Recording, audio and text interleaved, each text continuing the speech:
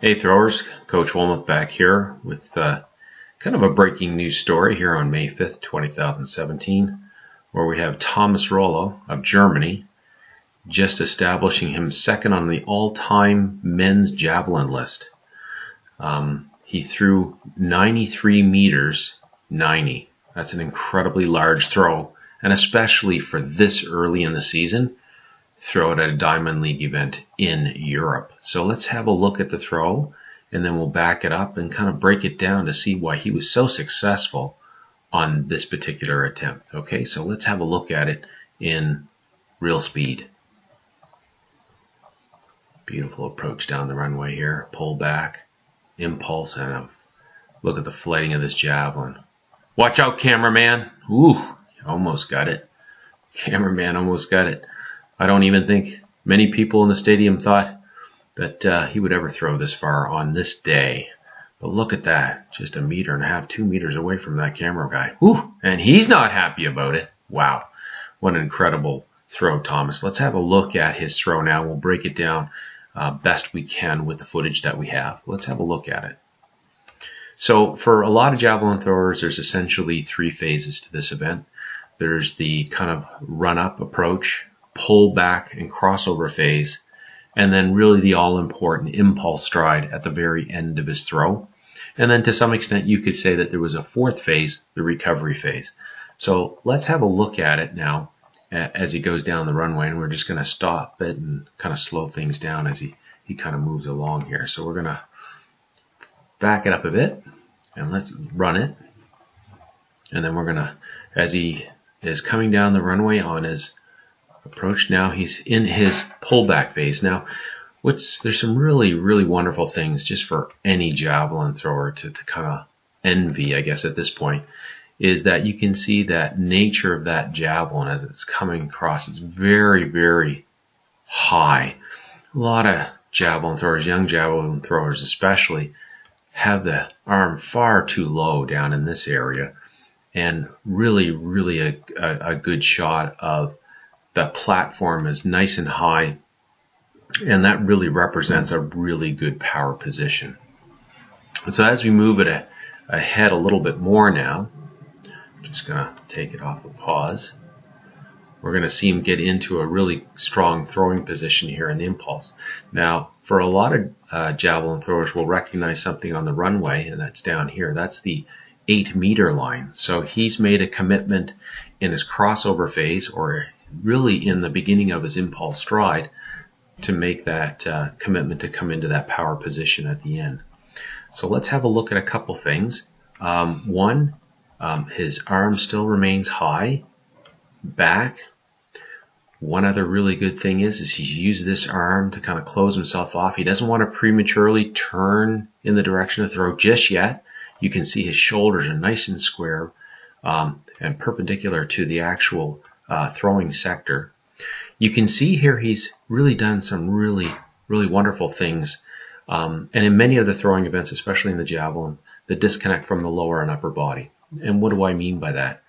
This whole torso here that you see is actually still squared to the towards the crowd on that side. If you gentlemen with the yellow jerseys and stuff, you can see his hips are now starting to make a commitment here. So there's a slight turn obviously in them, and ultimately he'll turn them in the direction of the throw while maintaining a very closed position on the upper body.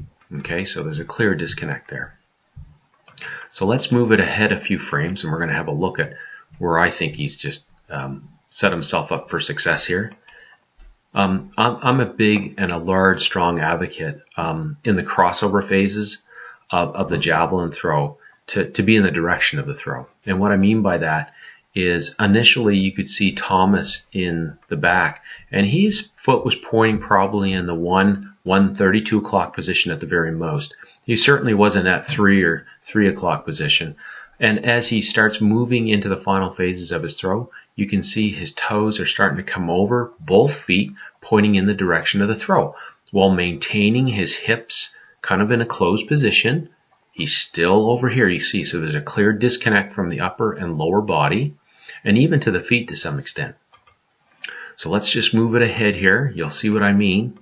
Now look at that. That's a great position. He's starting to load the javelin for the final release. And let me just move it ahead just a couple more frames here. And you can see here. Well, look what's happening here. This is just awesome.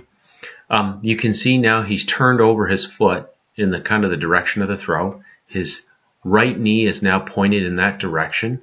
His hip is now pointed in that direction. But look at this, folks.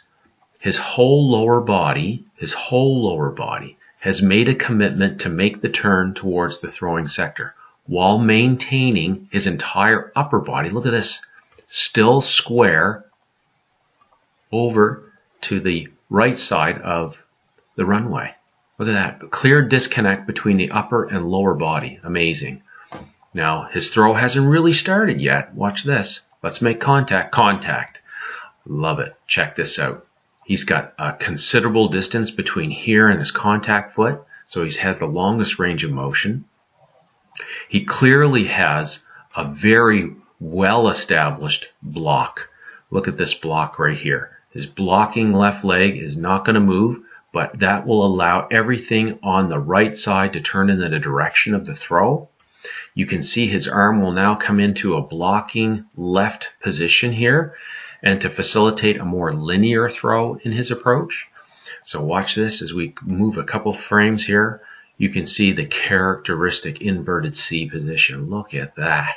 That's, boy, I'll tell you, they're amazing position. So he is coiled for this release. Just entirely coiled. Look at the left side block. He's coiled this is a body throw. You don't throw 93-90 throwing with your arm, folks. And a lot of young throwers think they throw with their arms. I'm telling you, this is an entire body contribution to this particular throw. Let's move it ahead a few more frames here. Look at that. Still maintaining his left side block on this side, you guys. Awesome. And look at the path of his release. That javelin is moving in a very beautiful line. Now that might be obscured a little bit because obviously the camera is moving, but you can see a really nice position as he moves out. Now, for all you javelin throwers that want to crowd the scratch line, can you see the scratch line in this field of view? No, he's given himself plenty of room to come down the runway. So let's have a look at his recovery phase here. The javelin has been released. What he does now is he's making every effort to save the throw and not to go over the scratch line. Now it's in full view, approximately 2.5 meters away, maybe 2 meters, and he's done everything properly. Look, he's gained his composure using his opposite right side in the recovery phase, and he knows it's a good throw. You can see his gaze here. He's having a look at that. And let's kind of move it ahead here, because I want to show a lot of people who are really very good at this event will understand what I'm just going to say here is he really hit the point. In other words, he threw it through the sky, through the space, through the point of the javelin in a way that the javelin glided perfectly. Let's watch this and you'll know what I mean here. Watch this here point right in here. You'll see and it's kind of strange to talk about the flighting of a javelin, but it really does contribute to the overall distance. You can see the now it's just like floating very, very well here. And I'm just going to move it a few frames and you'll know what I mean. It's just kind of floating through. It's not taking a dive or prematurely, the nose coming down. So he's thrown it through a point which is really, really appropriate. And he's maximized the distance using that implement. And as you can see here, it just continues to glide and it doesn't take this big nosedive into the ground. And you can see here, Thomas is extremely elated. He knows it's a big throw. And from the front-on view here, you can see here a beautiful position here, blocking that left leg here on this side, totally blocked off. Nice solid blocking side here on the left side, so he can rotate and get the implement on its way. So he's put on the brakes on the left side, and the whole right side's coming through on this throw.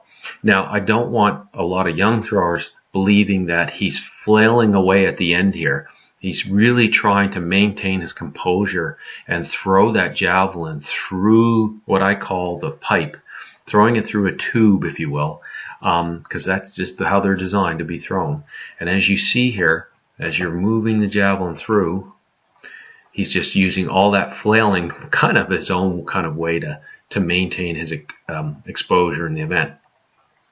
Now, there you go. There's Thomas.